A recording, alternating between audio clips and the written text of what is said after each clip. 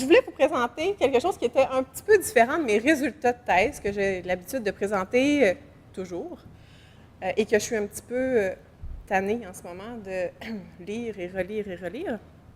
Donc, j'ai décidé de vous parler de l'éthique en recherche, que je trouve qu'il prend une place vraiment importante dans une recherche en soins palliatifs et qui a pris une tournure assez imposante dans ma recherche.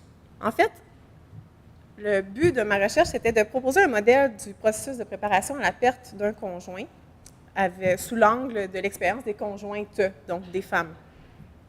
Pour ça, j'ai fait un échantillon de 11 conjointes de personnes vivant avec un cancer dont les traitements curatifs ont été arrêtés. Donc, il n'y avait plus de possibilité de rémission.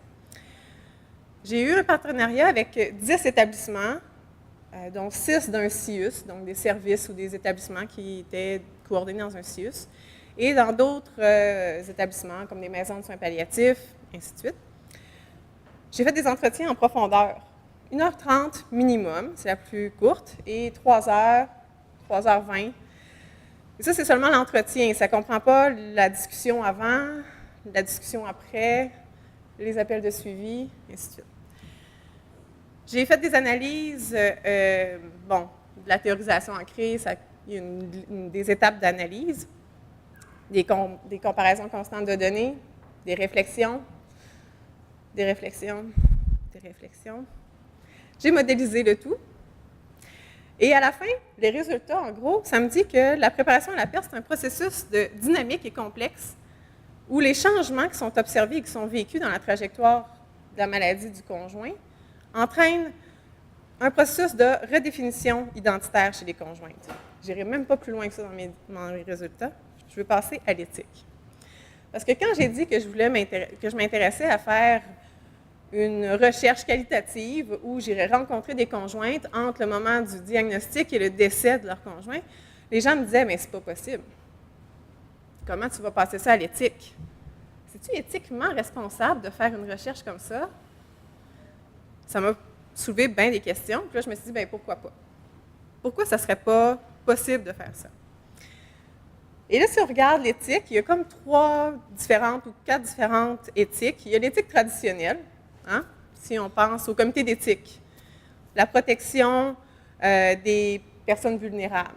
Donc, on doit passer par un comité d'éthique qui vont nous demander des choses sur la confidentialité. Est-ce que les personnes vont y aller volontairement à la recherche? Est-ce qu'ils ont signé un formulaire de consentement? Et ça, c'est assez facile. On a souvent une grille, c'est souvent même des formulaires qu'on a juste à remplir quelques éléments. Il faut aller un peu plus loin que ça. Dans une recherche qualitative en soins palliatifs où je vais rencontrer des gens, l'aspect relationnel m'apparaît vraiment important et il y a une éthique relationnelle. C'est vraiment un concept qui existe. Ça s'intéresse vraiment à la relation qu'on a avec la personne. Donc, comment est-ce qu'on traite la personne, le respect qu'on a avec elle pendant l'entretien. Il y a aussi l'aspect des connaissances, l'éthique de la connaissance. Je n'irai pas dans la philosophie, mais c'est relié à la philosophie, c'est notre épistémologie. Donc, comment est-ce qu'on voit la connaissance et la valeur de cette connaissance-là? Et pour moi, la connaissance que j'ai à la fin de ma recherche doit être intelligible et viable pour l'expérience des autres. Et ça, c'est éthique, que de voir la connaissance de cette façon-là.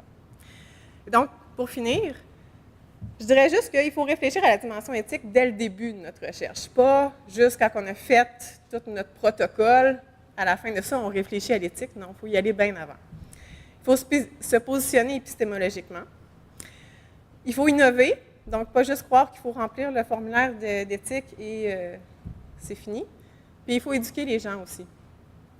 Éduquer les professionnels de la santé avec qui on va travailler, éduquer nos professeurs, éduquer nos collègues.